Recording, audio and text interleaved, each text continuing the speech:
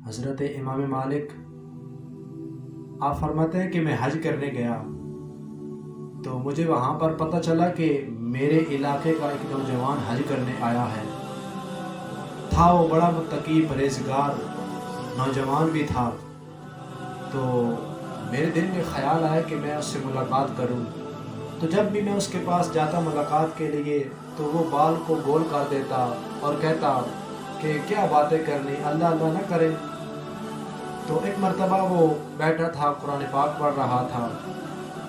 ایک بار گزرا، دوسری بار جب میں گزرا تو وہ قرآن پاک ہی پڑھ رہا تھا۔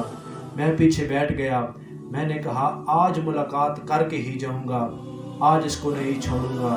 میں پیچھے بیٹھ گیا، تھوڑی دیر گزری تو وہ بھی قرآن پاک بند کر کے میری طرف آ گیا اور کہنے لگا کہ حضرت آج میرا بھی دل تھا آپ سے دو باتیں کر لوں، آج میرا بھی دل تھا۔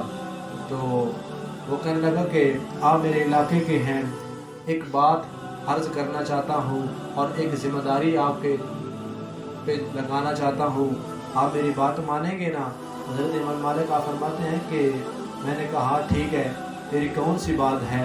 تو حضرت امام مالک آپ فرماتے ہیں کہ اس نے کچھ دینار نکالے اور مجھے تھما دیے اور کہنے لگا کہ ظہر کی نماز کے بعد میرا انتقال ہو جانا ہے، یہ کچھ پیسے ہیں، آپ ان پیسوں سے کفن دفن میرا کر دیجیے گا، کیونکہ آپ میرے گاؤں کے ہیں، آپ میرے شہر کے ہیں۔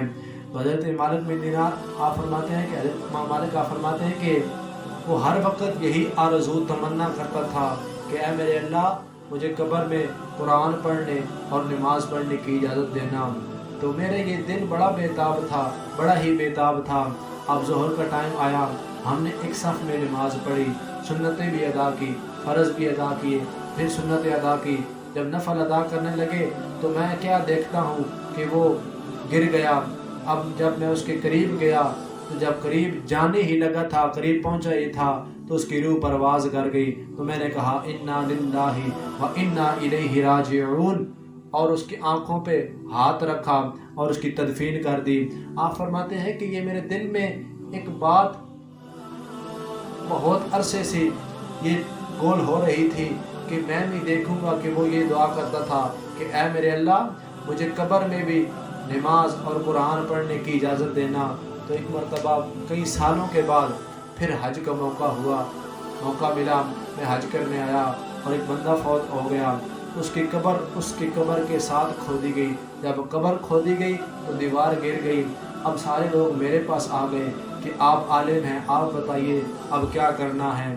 تو جب میں قبر کے قریب گیا تو کیا دیکھتا ہوں، خدا کی عزت کی قسم کہ وہ قبر میں بھی قرآن اور نماز پڑھ رہا ہے اور کہنے لگا کہ حضرت یہ کوئی دیوار وغیرہ نہیں ٹوٹی، بلکہ یہ تو اللہ تعالیٰ نے آپ کی تمنا کو پورا فرما لیا ہے، جو آپ آرزو کیا کرتے تھے آپ کی آرزو کو قبول فرما لیا ہے کہ اللہ تعالیٰ نے مجھے قبر میں بھی نماز پڑھنے اور قرآن پڑھنے کی اجازت دے دی ہے۔